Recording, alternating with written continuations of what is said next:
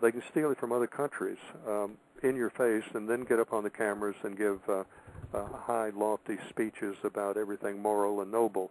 While they're lying to the people, they're thieves. If you only knew what was going on behind the scenes, you know. So that's why I say the only way to deal with it. You're not going to deal with it in the courts. You're not going to deal with it with the Tea Party. It's silliness. And the Constitution, they laugh at the Constitution because they control the courts and they control it.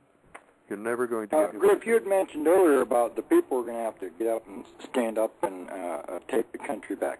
The way I see it, and correct me if I'm wrong, the way I see it happening is not everybody marching down the road in their hunting archery outfits and in their army gear or their khakis or whatever it is they got, or the militias fighting glorious battles in the hayfields and cornfields of the U.S.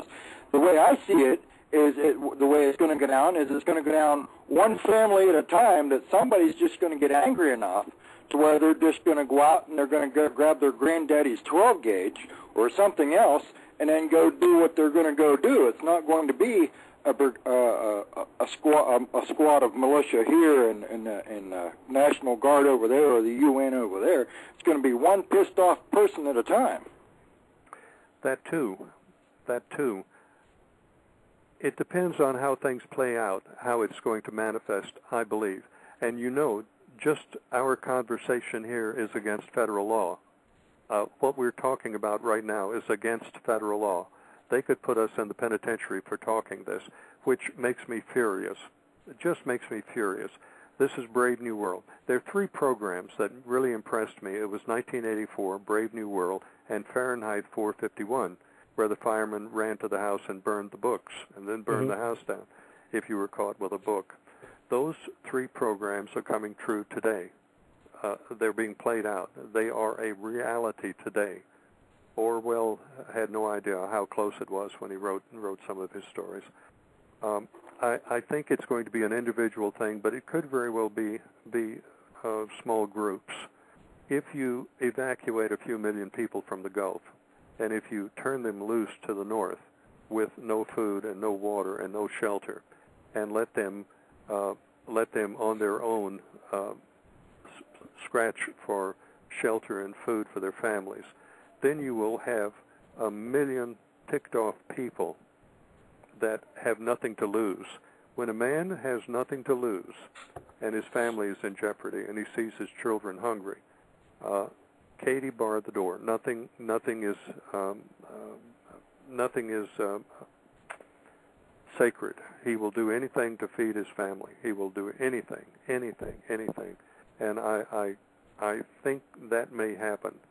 Well, now that you're talking about evacuation, I want to bring up something that John, myself, my wife were doing some research, and we came across some information about the zones, evacuation zone, where the potential dangers may be.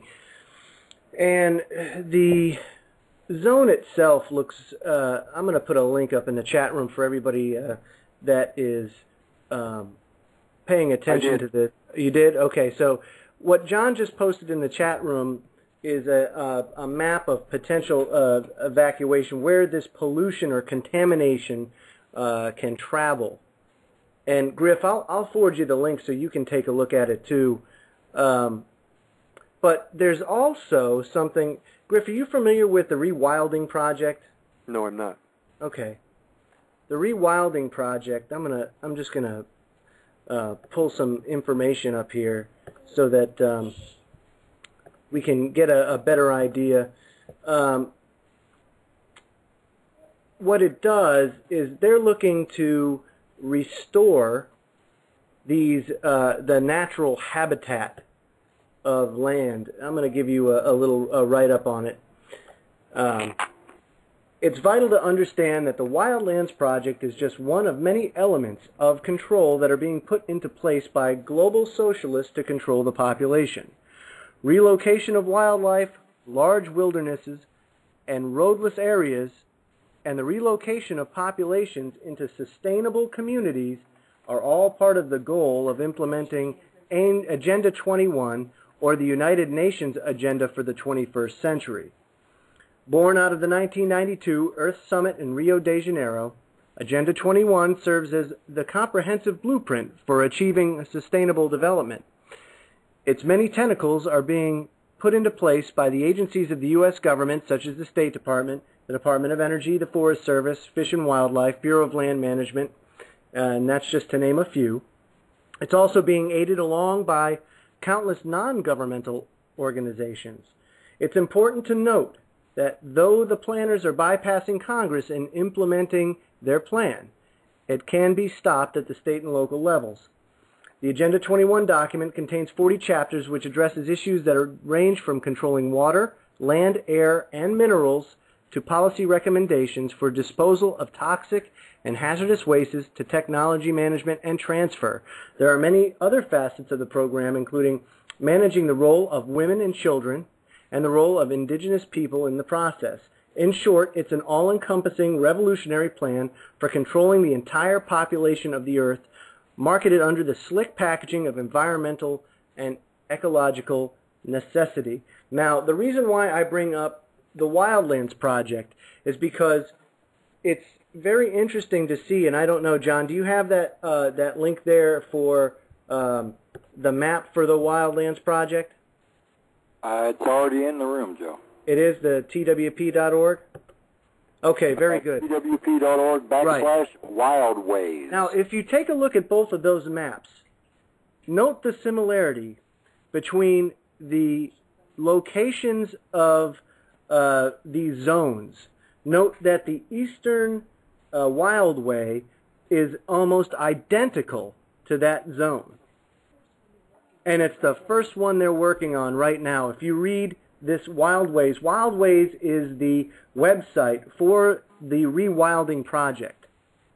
If you take a look at the resources, the very scientists who talk about the Rewilding Project also contribute to this Wildways website. And I think it's it's too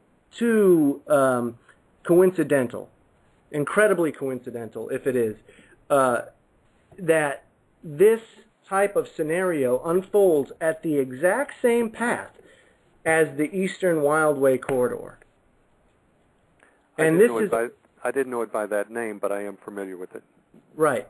And so I don't know if you've seen the similarities, Griff, but it's actually chilling. Yes, I do believe that it'll be out of control before that. I am sure that that they would like to see that happen. I think the people will be in such pain and agony and starving that they will turn on the government. I really believe that. Well, it's certainly it's certainly a it just makes it seem all the more the possibility that this was something that they knew about, but something that they let happen because there are other agendas. Would you agree with that? It could very well be. It could very well be. But when you start screwing with 1 million, 2 million, 3 million people and uproot them from their homes and their families and their security, and you force them out, you've really got a problem on your hands. Those people will turn on the government in a heartbeat. They will go to Washington and choke them with their own hands. You cannot control 1 million people that you've uprooted from their homes.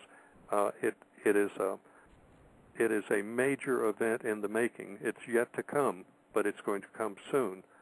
They will be evacuated from those areas down there a little at a time. They're not going to try to take great numbers, but there's going to be a lot of death and a lot of misery. I do not suspect the government as we know it will survive both the financial collapse and the tragedies that will come through the Gulf spill. I just don't believe it. Yeah. That's right. And it'll ultimately work to the advantage of the people of the country that love the country. Yeah, I truly believe it will, but not after a dear price has been paid. And I think what people should understand, and what I kind of want to go over now, Griff, before we get into the survival and preparation